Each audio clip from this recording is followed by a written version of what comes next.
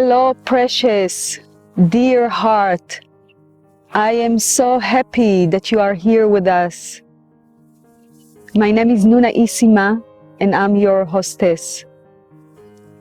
Please find yourself a comfortable space where you're not going to be interrupted for the next hour. And you may burn a candle, or light some incense, or burn some essential oils, and create a nice space for you to just soften and relax.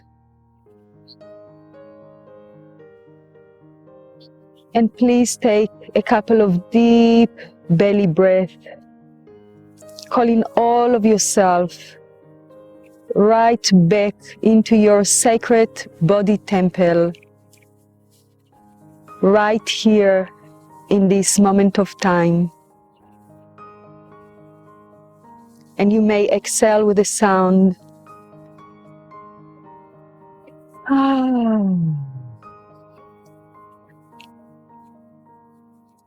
And I invite you to feel your connection to Mother Earth, to her supportive, nurturing, nourishing energy, either through the soles of your feet or through your intention.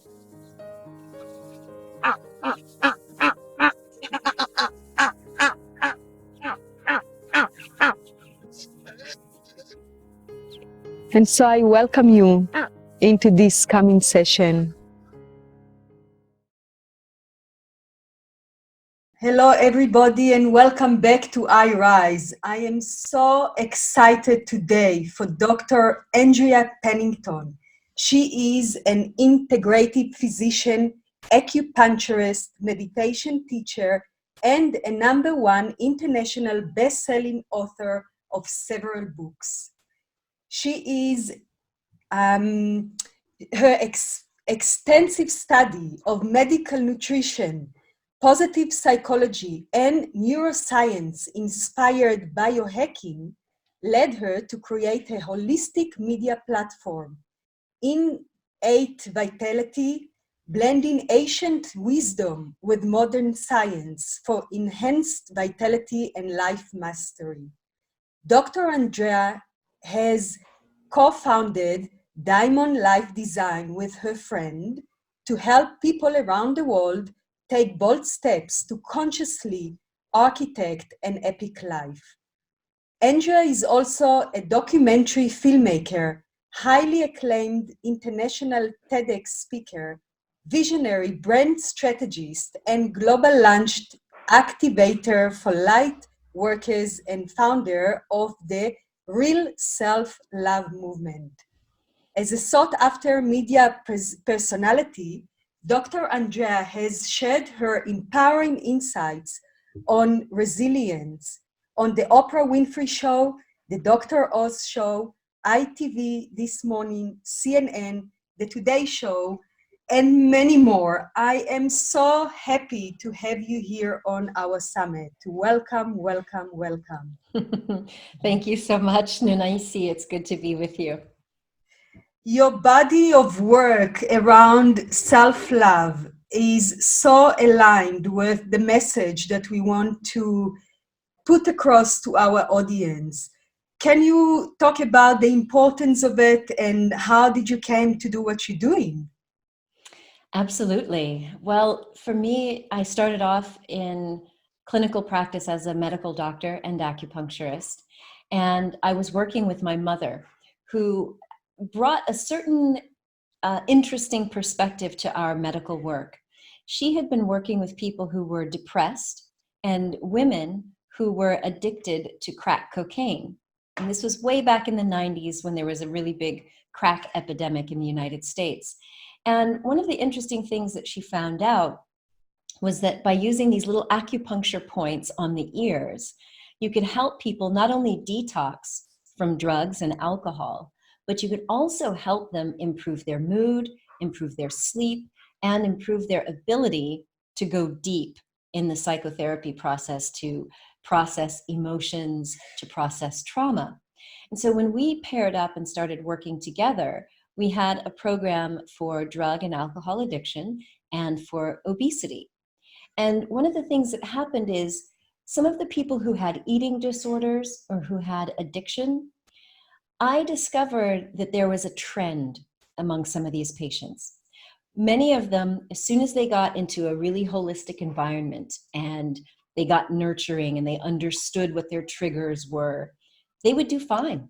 They would just go on about their lives. But this trend that started to show up was a small subset of our population, just a small subset, would not get better. It didn't matter how many acupuncture needles we put in, how many hours of psychotherapy, and even if they'd undergone surgery for some of their issues. What I discovered is if they didn't have a fundamental love for themselves and acceptance for their worthiness of love and happiness and vitality, then they wouldn't get better. In fact, some of them would sabotage their plans, or they would find a new addiction, or they would just drop out and we would lose a hold of them. And as I started to investigate, like, what is underneath this, we discovered that there was a lot of trauma. Many of these patients had something in common. Either it was sexual abuse, or it was physical or emotional abuse, but there was some sort of trauma in their background that either, one, had not been processed, meaning they never told anyone or they didn't go to therapy, or two, they told someone, but nobody believed them. So they started to hide their experience in shame, or they even doubted their experiences. And so it wasn't everyone, but I did notice that for the people who had experienced some form of trauma, it was very hard for them to love and accept themselves. And if they didn't love and accept themselves, then they oftentimes would not get better. And so that's what really started me on this path to understanding self-love, or what I call real self-love, because the key there is really reconnecting with your authentic self, the you that you really are beyond all of the programming and the labels. And so it's been nearly 20 years now that I've been doing this work, and I find that it's the most rewarding. It's also the most challenging, but it is really become my life's work. Right. That link that you're talking about is so fundamental, where in any distorted way of living or addiction or a deep, if it's depression or any kind of lived situation, the missing link is always self-love, and that's also my experience. And you talked about authentic self-love. Can you maybe expand a little bit more about that? Absolutely. Well, we know that most of us are not born into the world hating ourselves, right? If you really think about how a baby comes into the world, a little tiny baby is just coming out of an experience of oneness, where mommy and baby are one. All of the baby's needs are met. Everything is comfortable. There is no such thing as hunger, because baby can suck everything out of mommy. But in that first year of life, as soon as this infant starts to recognize that the caregiver and the self are not one and the same, then we see what is called the ego start to be formed. So the ego is not good or bad. It's simply a psychological construct. And this ego, with this personality, this sense of I, is developed in order to help us survive.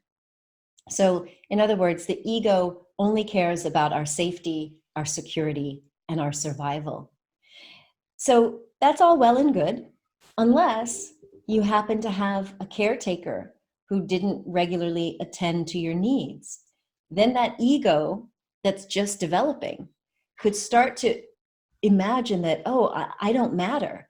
I cry out and I don't get fed, or I get left in wet diapers, or what have you.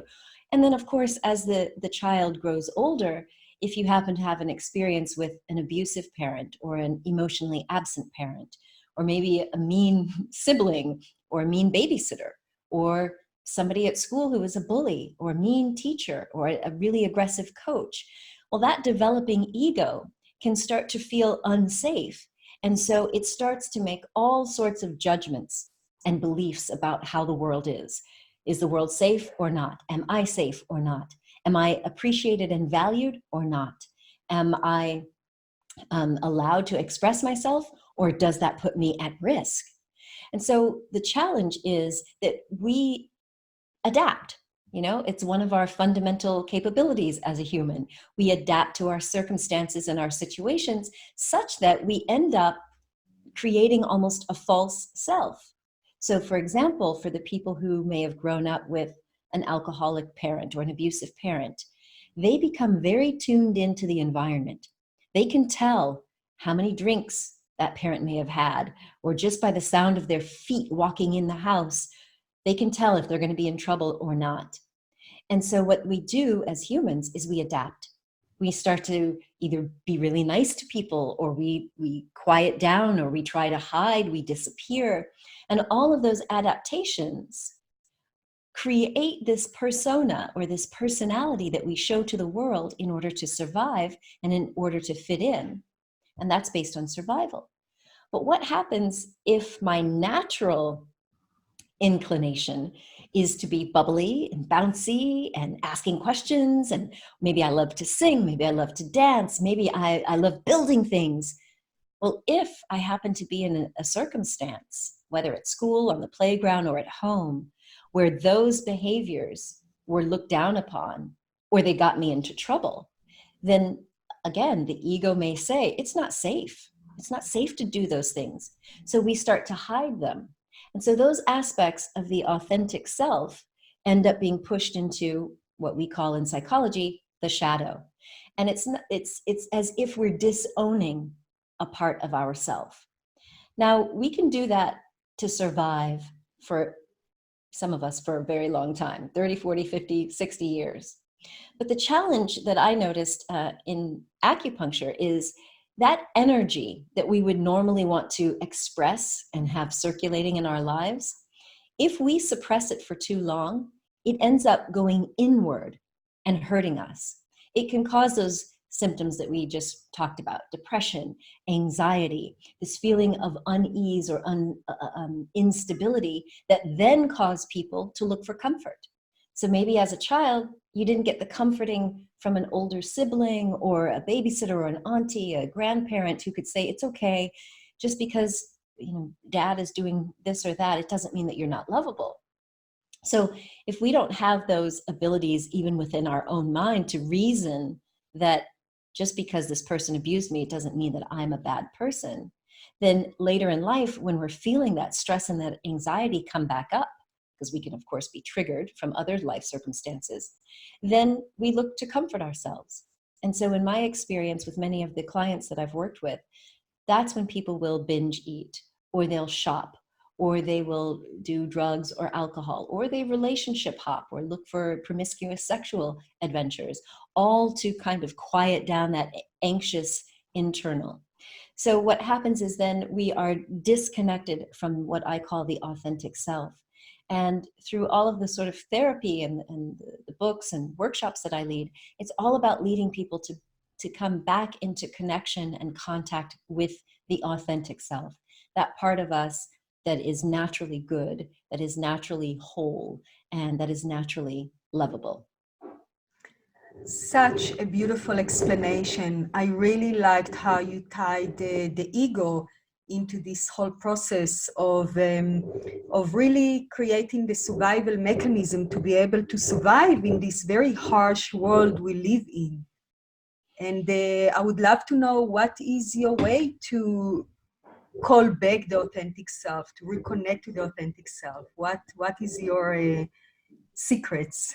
Well, I wish I could tell you there was just one major secret, but in my experience, we are each so unique as individuals that what works for me may not work for you, may not work for someone else.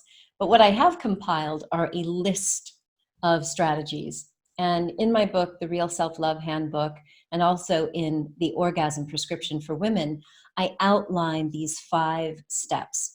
The first step to really reconnecting and developing self-love is all about self-awareness.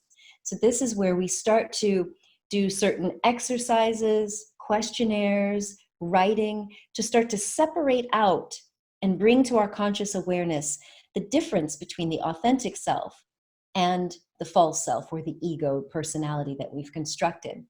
And as soon as you can start to recognize the difference between the two, then I ask you to engage in certain activities that help you re-experience your authentic self, but in a safe space. Because again, if it wasn't safe to be your authentic self growing up, or as a child, or even as an adult, if you were in some sort of an abusive relationship, then it's going to take time for you to start to practice being yourself, showing yourself, being vulnerable, being authentic, and proving to that little ego, it's okay. I'm still alive. I'm not being kicked out of the tribe. And so it begins with doing some questionnaires to really identify what is the authentic self. And the more that we can do that, it's basically retraining the ego to accept who we really are.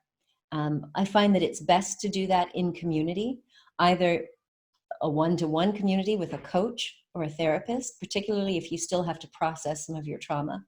But we've also created an online community and a global community where we can get together in safe spaces to allow people to express themselves and embody their true self over time. Right. Because really people fear from being vulnerable, but being vulnerable is actually a strength. It's not a weakness, right? Yeah. And being vulnerable is essential for true intimacy. So if you really want to be in a loving, healthy relationship, there's going to come a point where you've got to share your truth. And being vulnerable is that first step towards deep and true intimacy. Right. And also being in a community, it's almost like dismantling shame, right? Yeah. Because shame is the fear of disconnection, and we all really want to feel connected. So this is the way to penetrate that shame, that heaviness of shame, is to become vulnerable and real. Yes, yes. I experienced exactly what you're talking about, but in the most unconventional way. So I said that with my patients, I could recognize this trend of a lack of self-love. The reason it was so easy to recognize was because I also went through the majority of my life not loving myself. I was very driven and very perfectionistic, and I never felt like I got anything just right. I never felt like I was good enough. And when I started to recognize that I didn't love myself, I became very curious. And of course, it's somewhat easy, at least for me and my family. My parents were divorced when I was 3 years old. And my father, because he came from a very um, low socioeconomic class, he happened to grow up around people who said, you've got to get an education. That's the way you're going to get a job. You're going to have that security. And so for me and my siblings, that's what we all heard. You know, you've got to get good grades. You've got to study hard. But I was always a very artistic person. I wanted to do singing and dance and theater and band and cheerleading. And every time I wanted to do all of those fun things, my dad would be chiming in saying, you know, but you've got to get good grades.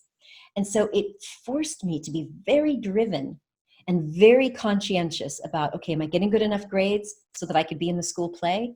You know, have I done everything that I needed to so that I could keep playing trumpet in the band? And so that created this pattern that never really went away. In fact, it started to turn up even in medical school.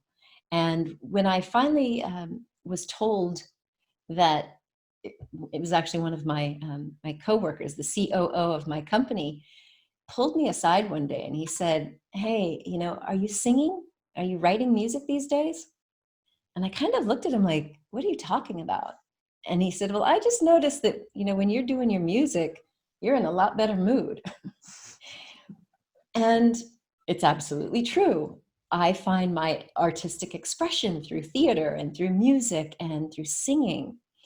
And I didn't realize how much it was impacting me until anytime I would start to feel this desire to do something artistic, there would be this internal dialogue going, no, no, no, no, no. That's not serious. That's too frivolous. You need to do important things like saving people's lives. That's what you need to do. And so over time, I started to feel shame. Anytime that urge would come up, there would be this internal judge telling me how bad that was and how wrong I was for having these impulses. And so I carried around this shame for the longest time until I happened to be at an event and I mentioned something about singing. And someone said, "Oh, well, sing something for me. What, you do jazz standards? Sing." And I kind of felt comfortable enough with them to do it. And it was the most healing experience because I was finally being seen, appreciated, valued for me, for the things that really bring me joy. And so when you talk about this, processing of shame and unburdening of shame, it is about really being able to be in a safe space where you can be your true self. And in my case, having those outsiders give me that feedback allowed me to reprocess it internally, because I had heard for so long that all those, the arts, oh, you can't make a living. That's just silliness. So for me, I had to relearn that it's okay for me to be me and express myself. And getting rid of that shame has been like the greatest gift of all of this journey. Right. I'm sure that so many of the audience can relate to that, because we all received our very unique gifts for this lifetime. And so many of us don't tune in or can't express it because of previous, as you said, wiring or conditioning or expectations or just interference, straightforward. And also, I think it's very important to know that when you are yourself, some will love you and some will not.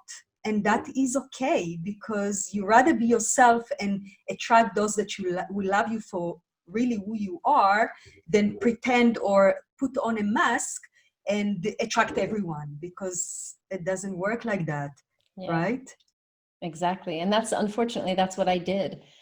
For so long, I tried to do everything to fit in as a medical doctor. And then later, as I got into my television career, I did exactly what the television executives told me to do. They wanted me to dress so that I looked more mature.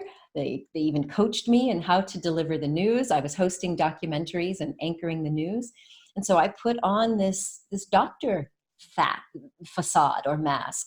And it became very boring and very two-dimensional. And ultimately, that is what led me to finally just give up on all of it and just surrender and really call out to God to say, okay, what am I really supposed to be doing here? Because even though I have all this success on the outside world, I wasn't happy inside. And the interesting thing is that, God can find you where you are shining, when you're doing what you love to do, when you do it because it comes from the depth of your soul. Yeah. That's where you connect to the divine in the most direct way anyway. So Yes. for many of us, that connection is disrupted because we're just not on our path. Yeah. Right? And exactly. And that is precisely why I do the work that I do today, is to help people liberate themselves from all of that past conditioning so that they can start living their true purpose. And for some people, that means they're going to leave their job. They might leave their relationship. Some of them, like me, might even leave their country. I left America and now I live in France. But it's all about following your true path. And I like what you just said, that each of us are born into this life with certain gifts. We have certain talents. We have a soul print that is unique to us. And when we're not living it, the soul starts to create this tension, and it shows up in the body. Now, your body may respond differently than mine. For me, it manifested as depression and later as anxiety. But what I saw in some of my patients is that tension that was created because they weren't living their authentic truth turned into things like autoimmune diseases, things like allergies, One woman had interstitial cystitis where all of the tension was going into her bladder. For other people, it was endometriosis, fibroids, cancer. And so this body of ours is really a wonderful indicator of whether you're living in alignment with your true purpose, your path, and your own vitality code. Right, exactly that. The wisdom of the body. You know when something feels good in your system, whether it comes from your authentic self or from the ego or conditioning. You feel it in your body, you feel the energy. So just really to become aware and sensitive to those messages, right? Yeah. And so let's talk a moment about orgasm prescription for women, because I love that title. Okay. And I love the book. I've listened to it on audio and it's absolutely the next level. So Oh, thank you. yeah, we'd love to hear a little bit more about that for our audience. Yes. Well, it's interesting because I didn't intend to ever write a book about women's sexuality, but exactly as I've been describing to you, I started to have patients that were expressing that they were not experiencing pleasure in their bodies. They were having a hard time achieving orgasm or even just experiencing pleasure in their intimate relationships. And once again, not everyone, but some of these women were hiding or had not yet processed some of the trauma or abuse in their past. And what I help people to understand is that your body is going to reflect your internal world. And if in your mind you're judging yourself, judging your body, judging, how you look or how you smell or how you taste, then you're not going to be fully present. If you haven't processed out that old trauma, then every touch is going to reactivate that stress response in your brain. And so in the orgasm prescription, I'm really just helping women and the people who love women understand how the brain and how the ego are reacting to things, how you can deactivate them if you do have some triggers in there, and how you can embrace a healthier lifestyle and mindset so that you can re-enter your body and re-enter intimate relationships and experience this orgasmic bliss that everyone is entitled to. Right.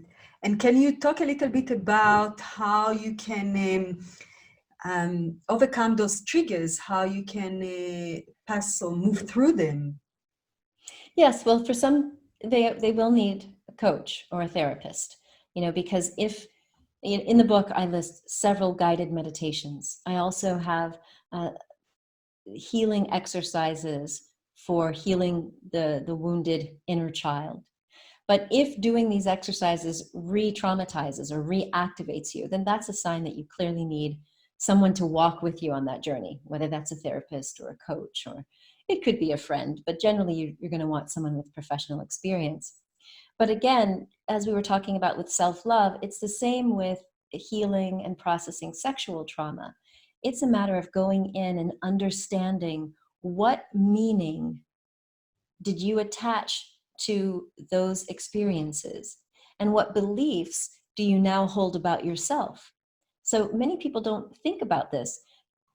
Do you deserve pleasure? Like, that's a question. I was on television in the UK and they did a survey over the weekend before my TV spot. And they surveyed 2,000 people in the United Kingdom. And a high number of them said they feel guilty if they have an orgasm. This is women. And so it begs this question: how often do you ask yourself, do I deserve pleasure? If it takes me longer than my partner to achieve orgasm, is that bad? Because many women will just say, oh, I don't really need to worry about it. I'll just let my partner have their pleasure, or I'll fake it. So the first thing that we have to do is, again, in this awareness phase of this self-discovery process, is to really start to identify what are my beliefs about myself, my right to pleasure, my body, my partner. Because if there's anything that is hindering you from fully surrendering and being present and enjoying the fact that your beloved is with you, then that is going to impact your ability to have an orgasm. Because the brain is going to register any of those blocks as a reason to not go there. Because in order for us to experience that sort of ecstasy, we have to let go. We have to surrender. And so identifying those blocks is always the first key. And then, as I said, between the guided meditations, the journaling, and these other exercises for healing the wounded inner child, there are a number of things in the book that will help you. Right. So go get that book, because that is a gem of so much wisdom shared. Thank you. And I want to ask you, so in a journey of self-discovering, right? You're having those inquiry with yourself, and you understand some things. Okay, this came from that space, and that happened because of that situation. Now, what is the next step? What do you do with it? How do you rewire that in your brain, so the neuro connections are different, and how do you do that work? The next step I would recommend is something that we call life writing. In the world of psychology, there are a number of processes. You can call it expressive writing or narrative therapy. The process that I use is called life writing. And what we're inviting you to do is, first and foremost, just get all of your emotion out. If there was something that happened in the past, or if it's just right now, you're just unsatisfied and unhappy with some aspect of your life, let's say it's sensuality, then you're just going to write, just get everything out. You never have to show it to anyone. It doesn't have to be read by anyone. You could even burn it afterward. But first, you want to just get all of the emotion out. That's step one. If there is a specific incident, either in the past or in your current relationship, then I want you to write about the lowest point ever. So if it was a traumatic experience, then you're just going to write about it. And again, you can just do free writing, not worrying about editing it or spelling, not worrying about if it's good enough or if people are going to think you're bad. This is only for you. Just get it out. Now, if you can also write in a separate exercise, what does all of that mean? What does it mean about me? What are the decisions and beliefs that you've made because of those dark times or that dark period in your life? Once you've got all of that out, many people will just feel so much better because they've finally taken all of that anxiety-provoking thoughts or secrets and gotten it out. You don't even have to say it to someone. There's something about writing. I think it could work if you're typing, but definitely writing is activating certain parts of the brain. It's allowing you to reconnect with that authentic, like if you think of the word author and authentic, it's you're getting in touch with the voice that wants to be heard. And often it is a more primitive or a childish voice that just finally wants to be heard and seen. After you've done those couple of exercises, then you want to write about what would you like your future to look like? If you were able to put all of that in perspective, forgiving the people who needed forgiveness, forgiving yourself if needed, giving yourself a bunch of compassion. If you were able to look at this from today going forward, what would you like your life to be about as you leave? And so this is a little bit of getting into what we call future casting. So we don't necessarily have to say that those things didn't happen, but if there was any positive or redemptive quality, maybe you learned a magical lesson, maybe, I don't know, you acquired some new skills that now you're going to help other people. What would you want your future to sound like? And write about that as well. This is one of those things that really helps to re-engage the authentic self and the ego. And it also gives you the opportunity to reprogram. And so if you can do that, then you can start to give your ego a reason to let go of the fear. And you can invite that part tender part of you that was wounded or that was scared to imagine what the future would be like. Because if we leave that wounded part stuck, silent, in shame or in secrecy, then he or she doesn't get to grow up. But when you can be the compassionate adult that says, I hear you, get all of your feelings out, there is no shame here, I accept you, then you're inviting that part to grow up in a loving and safe environment with you as the adult, the protector, the compassionate caregiver. And you can then make a promise to that part of yourself saying, you know what, I'm never going to make you shut up again. I'm going to allow you to be heard. I'm going to allow you to be seen. I will protect you. It's terrible, these things that happened. But going forward, I will be here. I will never leave you. And that gives that wounded inner child the ability to do some maturing so that it's not constantly driving you. Does that make sense? Oh, it makes so much sense. I have done so much work on my wounded child for over 2 decades because I had to, because my childhood was just one big mess, and I knew from a very young age that I have to work with it. And what I found, which was really interesting, is that a lot of people, when they get into that wounded child, they try to protect those that hurt them, because there is a very natural tendency to love, especially our parents. Yeah. And so if they hurt us, there is almost it's almost part of our survival mechanism to go and try and protect them and say, yeah, my father hit me, but that's because I was really misbehaving and he was so tired after a full day of work. And so there was always those excuses that people came up with when I've done all sorts of workshops and groups and retreats. And I found that fascinating, where you know, some can also you know, say you know, yeah, they hurt me and they bad, but a lot really reserve the way they feel and trying to almost protect the others. Do you find that happens? How is it from your experience? Yes, absolutely. Particularly for people who experience things early in their childhood, because as that developing ego, the ego knows I'm too young to go survive on my own. So I have to belong in this family. I have to get along. And we do. We're born naturally wanting to love our caregivers and our parents. We want to love them. And so there is this sort of a dichotomy, the part of us that recognizes that some of our caregivers were really mean and did horrible things, and yet I love them. And so they feel this need for protection.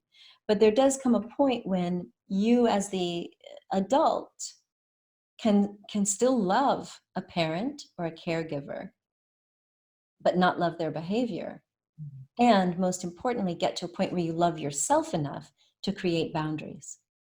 So that's we do work with boundaries as well, to help people recognize that just because you love them does not allow them to continue to behave in the same ways, or even in the same relationship as you're older.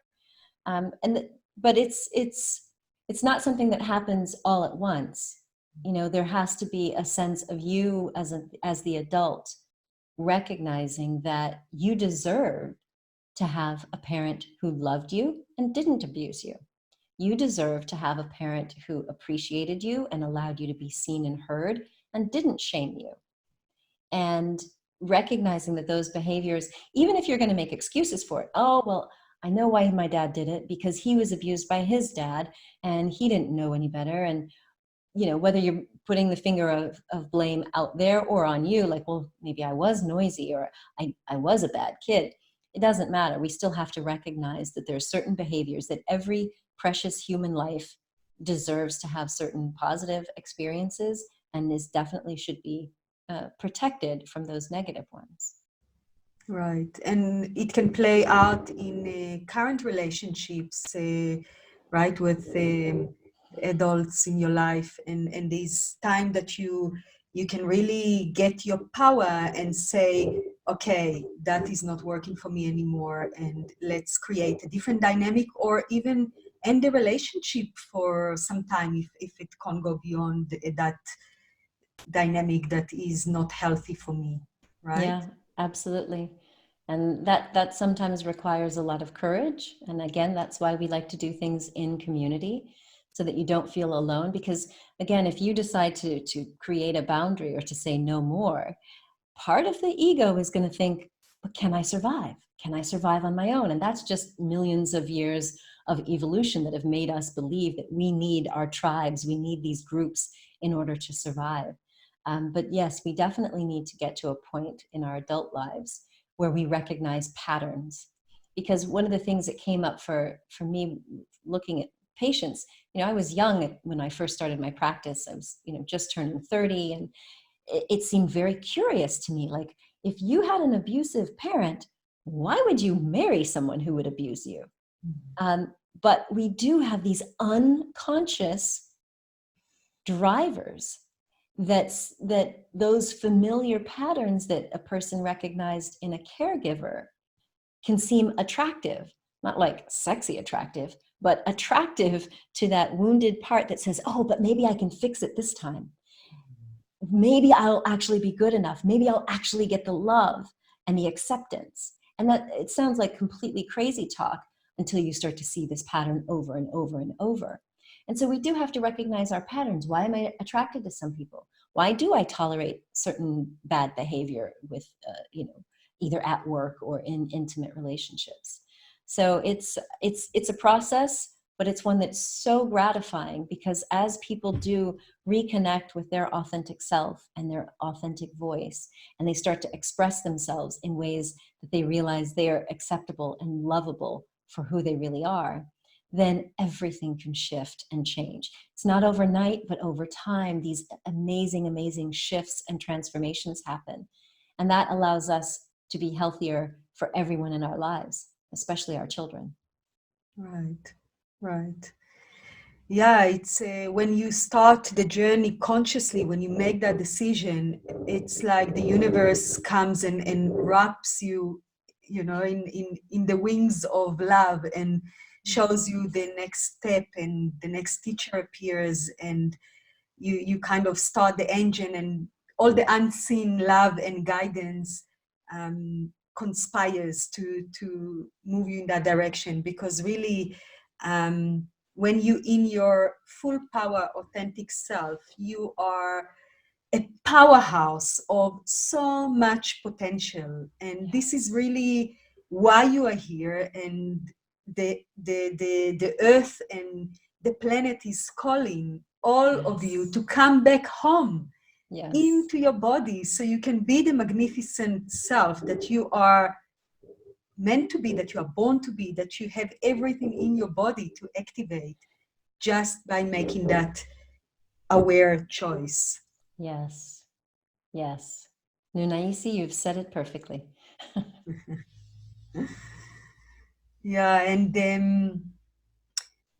tell me a little bit about your your school that you created. Well, it's not so much a school, but the Real Self-Love Movement is a global community of other leaders, therapists, doctors, and healers around the world, along with myself, are leading the Real Self-Love Movement through masterclasses, through interviews and events in different cities around the world.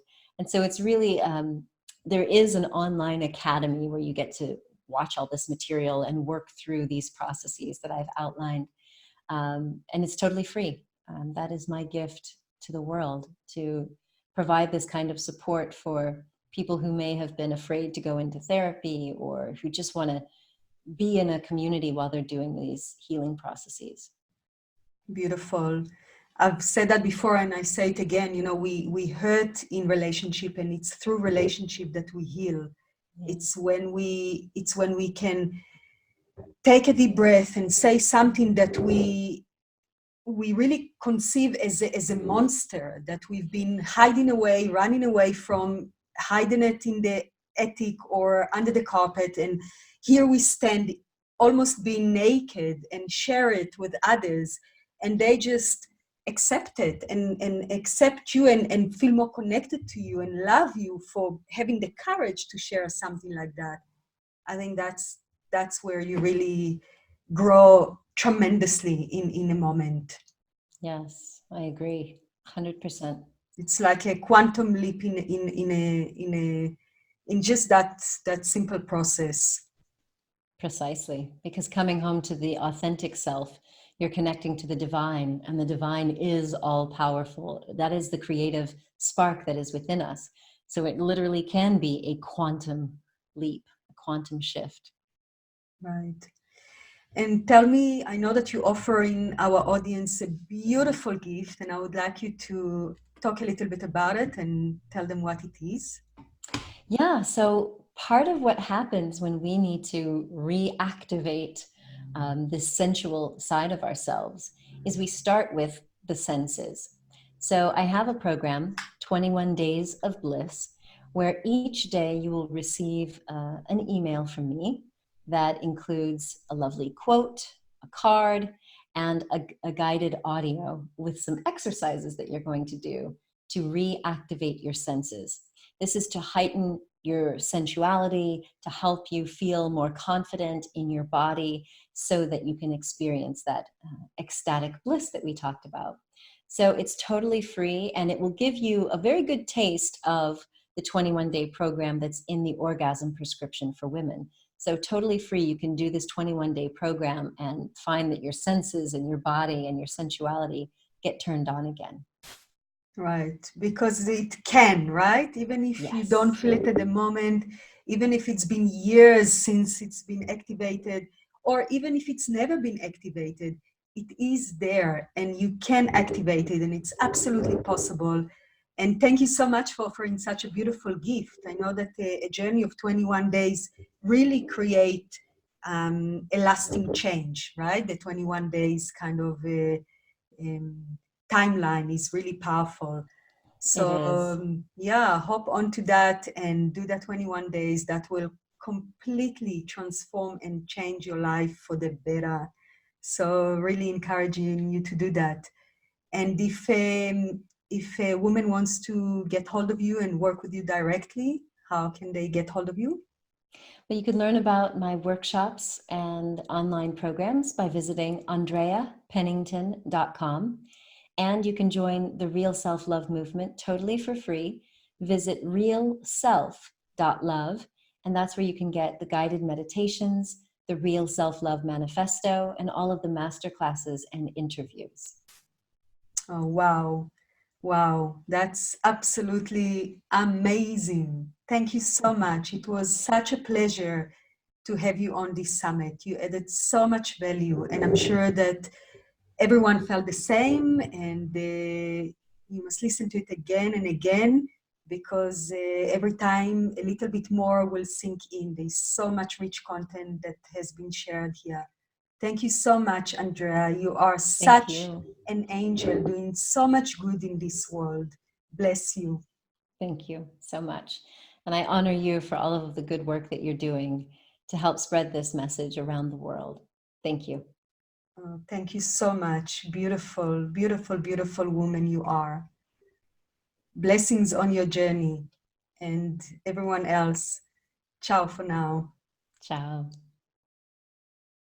Thank you so much for being with us on this session. I hope you enjoyed it as much as I did enjoy making it. Please share all your comments, insights, takeaways, questions in the comments below, and spread it with your girlfriends and sisters and friends so this healing can touch as many women as possible. And you may also purchase the All Access Pass to have lifetime access to this resource so you can revisit it and dive deeper again and again. And thank you to the Sacred Feminine Mystery School for sponsoring this summit. I wish you blessings on your journey, and until we meet again, All my love. Namaste.